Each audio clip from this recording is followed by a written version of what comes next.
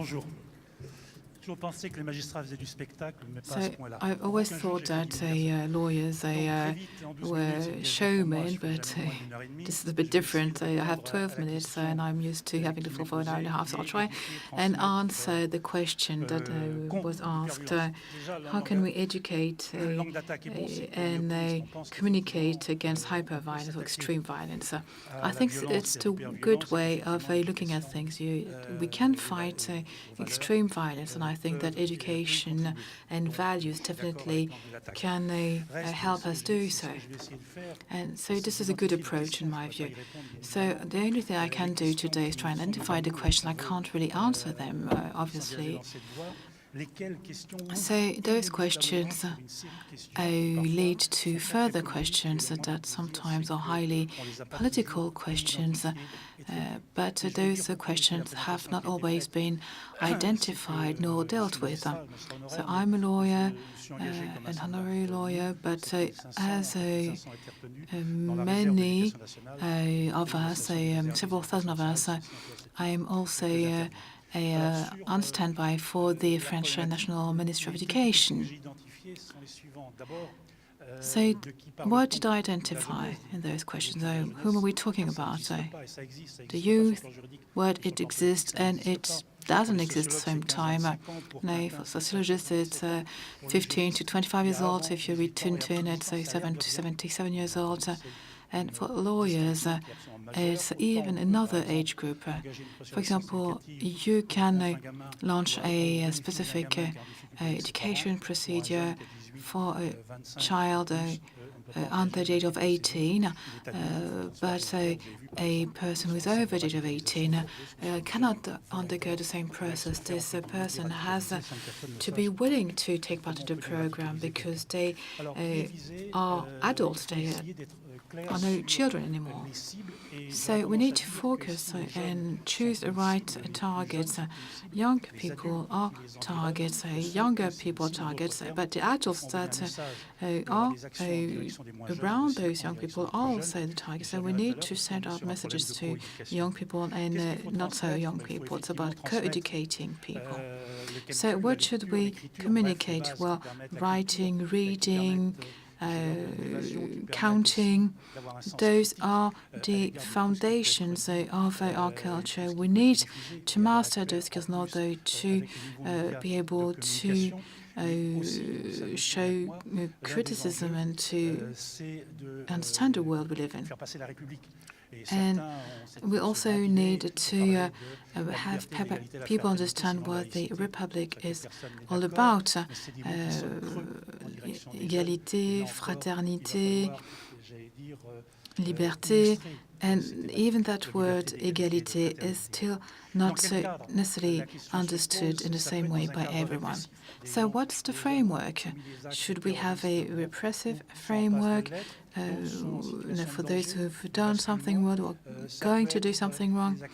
We could also implement educational measures, and I'm convinced that if you want to be efficient, you need to do both at the same time. If you want to share a message, this was in the General de Gaulle's speech in 1945. It had been written by Marshal Pétain, but what he said basically is that he had to guarantee the right to education even to those who were delinquents, and because France couldn't afford to go on into do without those children.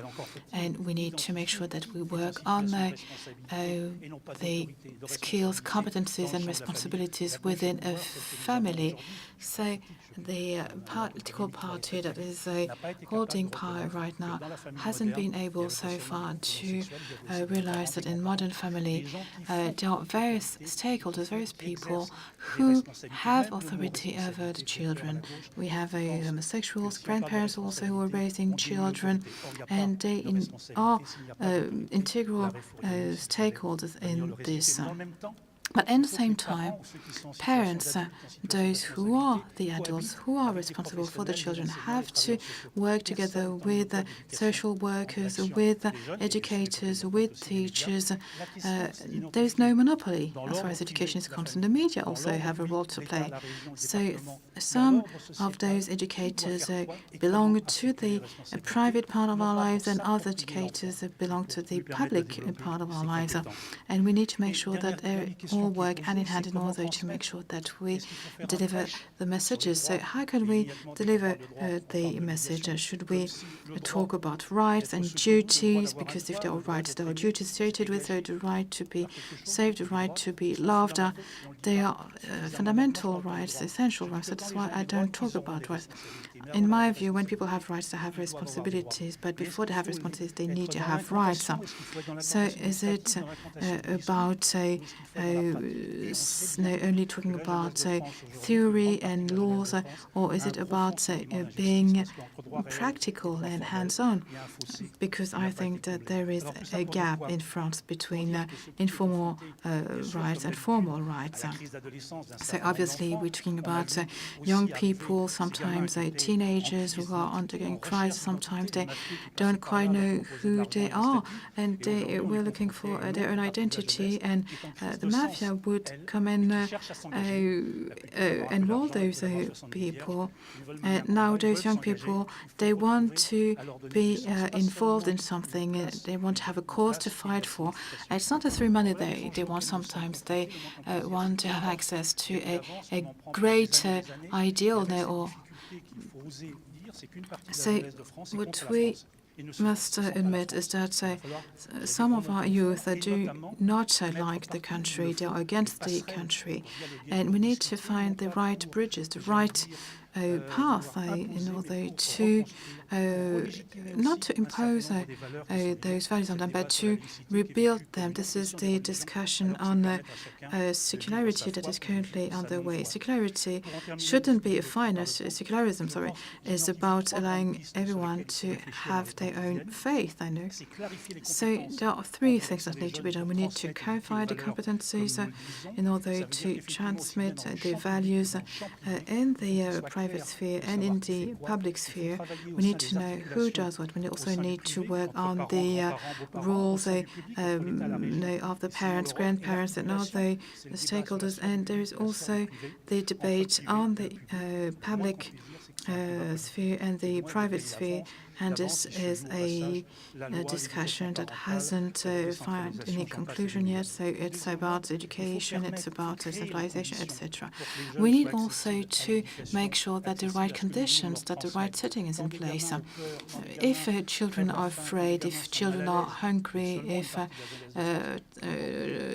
children don't feel comfortable, and there are 2 million poor children in this country, but those are 2 million too many. No, most young people in France have no problems, but still some young people have the feeling that they simply don't fit. So we need to create the right climate, the right environment. We need to support them. We need to accompany them. Sometimes their parents are not able to do so. We're not here to criticize our parents. We're here to provide social assistance where people most need it. Social workers in all our schools in France. This battle has been lost. It's not a battle that has to be fought neither specifically by the right-wing parties or left-wing parties. No, it's a battle that we all have to fight. It has nothing to do with political parties. If we leave young people alone, faced with the media, then we will be the ones who are actually responsible for this failure. So I also would like to add that we need to fight for people's rights, and we need to be able to adopt the right measures in order to move away from formal rights and towards real rights. When I was trained, I would see Japanese people hiding in Japanese people hiding in the forest because they wanted to escape the bombing. You had to tell those people that the war was over.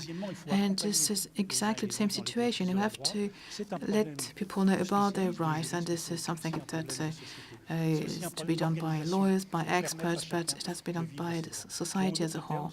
So, in other words, what I've just been trying to tell you is that educating young people in order to fight against violence because they haven't been taken into account when they were really against the system. Young people tend to speak very, very fast now because they fear that we're going to steal their words from them. So they feel that they don't fit in our society, and so we have to win this battle. This is the real battle that we have to win. Merci beaucoup.